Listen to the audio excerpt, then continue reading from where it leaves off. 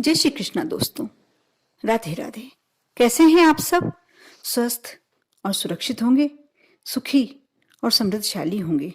दोस्तों, साल 2021 की विदाई का समय नजदीक आ रहा है। नए साल के स्वागत की तैयारियां शुरू हो चुकी हैं।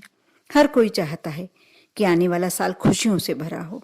किसी भी नए काम की शुरुआत की यदि नए साल में की जाए तो उसमें सफलता मिले। ऐसे में यदि आप भी नए साल में भगवान श्री हरि विष्णु का, माँ लक्ष्मी का आशीर्वाद पाना चाहते हैं तो नए साल से 2 दिन पहले पड़ रही है सफला एकादशी, इसका व्रत अवश्य करें। इसका एक महा उपाय जिसे कर कर आप आने वाले साल में अपने जीवन को समृद्धशाली और ऐश्वर्य प्राप्ति करवा सकते हैं। साथ ही यदि कर्ज संबंधी समस्या है, स्वास्थ्य संबंधी समस्या है, तनाव संबंधी समस्या है, सभी समस्याओं का अंत आप कर सकते हैं।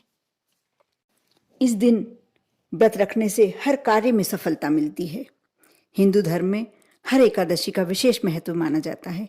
धार्मिक मान्यता के अनुसार इस दिन जो भी भक्त भगवान श्री हरि विष्णु की सच्चे मन से पूजन करता है, एकादशी का व्रत रखता है, उसे मोक्ष की प्राप्ति होती है। साथ ही हर मनोकामना, चाहे वो कोई सी भी मनोकामना हो, पूरी होती है। वहीं पोष माह के कृष्ण पक्ष की एकादशी को सफला एकादशी कहा जाता है।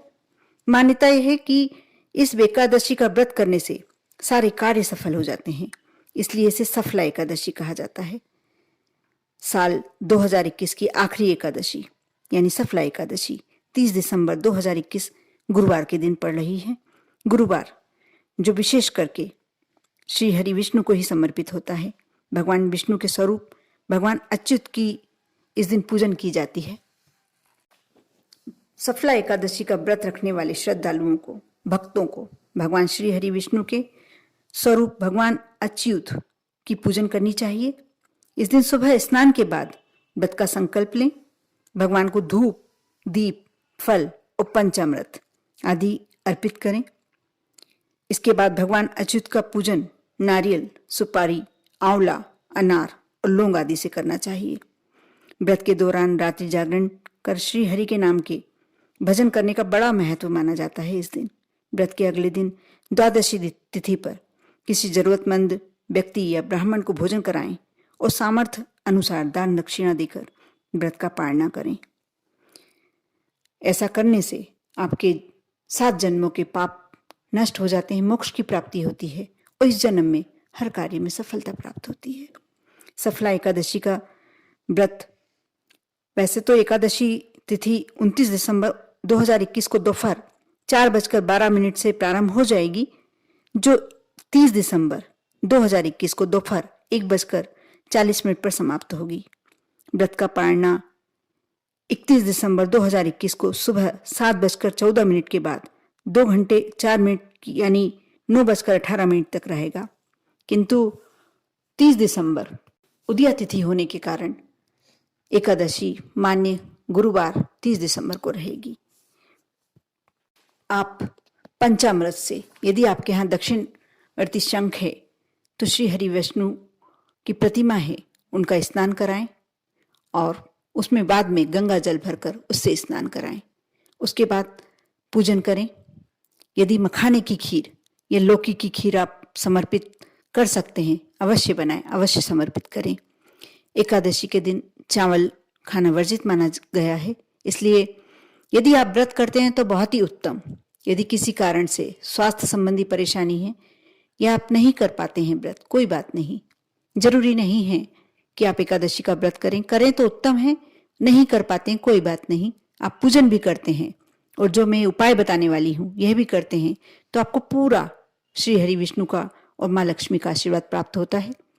आप एकादशी के दिन यदि व्रत करना है तो आप सुबह से स्नान के बाद संकल्प लें। आपको एकादशी तिथि का ध्यान रखना चाहिए। एकादशी के दिन आप पुरुष हैं तो अपना दाढ़ी बनाएं, न बाल कटवाएं और न नाखून काटें। महिला हैं, आपको सिर नहीं धोना चाहिए, नाखून नहीं काटना चाहिए, बाल भी नहीं काटना चाहिए।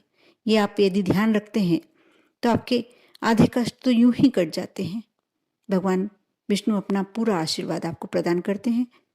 आप पूजन के लिए स्नान के बाद श्री हरि विष्णु का यदि व्रत करना चाह रहे हैं तो आप संकल्प छोड़ें। उसके बाद यदि दक्षिणवर्ती शंख है आपके पास तो आप भगवान श्री हरि को पंचामृत से स्नान कराएं। उसके बाद गंगा जल शंख में भरकर उससे स्नान कराएं, अभिषेक करें। यदि नहीं है तो आपको इस दिन दक्षिणवर्ती शंख अवश्य लाना चाहिए। एक बात का और विशेष ध्यान रखें, आपको इस पूजन में केला अवश्य समर्पित करना चाहिए। इस दिन आपको केला नहीं खाना चाहिए क्योंकि गुरुवार को ये पड़ रही है शुक्ला एकादशी। आप जो भी विनती करें केले के लिए, जो भी मनोकामना है, आप केले के को भोग लगाकर यदि श्री हरि विष्णु से करते हैं तो आपका वह कार्य अवश्य पूरा होता है। आप उसके बाद यह केला या तो मंदिर में समर्पित करवा दें या आप गाय को खिला, वैसे गाय को ही खिलाना श्रेष्ठ माना गया है। आप स्वयं ना इस प्रसाद को ग्रहण करें, ना अपने परिवार के किसी मेंबर को दें। आप गाय को यदि ये केला खिला देते हैं बहुत ही अच्छा होता है। अब मैं आपको जो उपाय बताने जा रही हूँ केले के वृक्ष का है। आपको ये पहले दिन बुधवार के दिन करना होगा क्योंकि गुरुवार के दिन केले के वृक्ष में से कुछ तोड़ के लाना उचित नहीं है, इसलिए आप बुधवार के दिन शाम से पूर्व कर लें यह कार्य। बुधवार के दिन आपको थोड़ा सा पीली हल्दी और थोड़े से चावल ले जाना है, एक सिक्का। यदि पूजन की सुपारी आपके पास उपलब्ध है, पूजन की सुपारी लेके जाएं और केले के वृक्ष के नीचे जाकर विनती करें कि मुझे आपकी थोड़ी सी जड़ चाहिए और मैं अपने घर में रिद्धि सिद्धि लाने के लिए, विष्णु जी की कृपा पाने के लिए, या जो भी आपकी मनोकामना है वो बोलकर आप मैं घर ले जाना चाहता हूँ, आप मेरे साथ चलें। थोड़ी देर वहीं बैठकर यदि आप जल ले गए तो जल चढ़ाएं और फिर केले को, जो केले के वृक्ष को बिना हानि पहुंचाएं, आप थोड़ी सी जड़ निकाल लें। उसमें से थोड़ी सी जड़ चलेगी, आप थोड़ी सी जड़ निकाल कर ले आएं और उसे साफ स्वच्छ रख कर आप मंदिर वाले स्थान में रख दें। दूसरे दिन गुरुवार के दिन जब शुक्ला एकादशी पड़ रही है, स्नान के बाद आप यह क्रिया अवश्य करें। आपको थोड़ा सा हरा या पीला, पीला सर्वश्रेष्ठ होगा। पीला आप थोड़ा सा धागा ला के रखें, रेशमी जो धागा आता है मोटा वाला, आप वो ला के रखें जो हाथ में बांधा जाता है अक्सर कलाई में। मैं कलावे की बात नहीं कर रही हूँ, पीला रेशमी धागा। आप केले के, आपने पहले दिन जड़ को धोकर रख लिया था, दूसरे दिन आपकी जब सब पूजन हो गई, आप उस केले की जड़ को भी पूजन में रखें, उसे भी हल्दी समर्पित करें भगवान विष्णु जी के समक्ष। अंत में विनती करते हुए उस पर जो पीला आपके पास धागा है, रेशमी धागा, वह बांध लें और थोड़ा सा आपकी कलाई में 4 बार बन जाए इतना आप धागा एक्स्ट्रा लेके रखें। उस धागे को भी वहीं रखें। आपने केले की जड़ बांध ली, पूजन कर लिया, उसके बाद आप धन रखने वाले स्थान पर इस केले की जड़ को रख दें और जो बचा हुआ धागा है, एक्स्ट्रा धागा आपने लिया था, वहां से भगवान के समक्ष से आप उठाकर और अपनी कलाई में बांध लें। आप देखना, इतना भर करने से आपके जीवन में चमत्कारिक परिवर्तन होता है। आप जिस भी कार्य के लिए उपाय कर रहे हैं वह आपका उपाय अवश्य सिद्ध होगा। आप करें, करके देखें, लेकिन इस कार्य को करने से पहले आप श्रद्धा और विश्वास रखें। यदि आप शुक्ला एकादशी की कथा सुनना चाहते हैं, आप कमेंट्स बॉक्स में लिखें और ओम नमो भगवते वासुदेवाय अवश्य लिखें कमेंट्स में।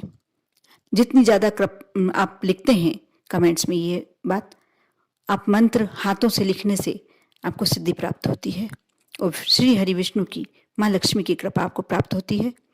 आप यह कार्य करें, यह उपाय करें, आपके जीवन को धन्य बनाएं।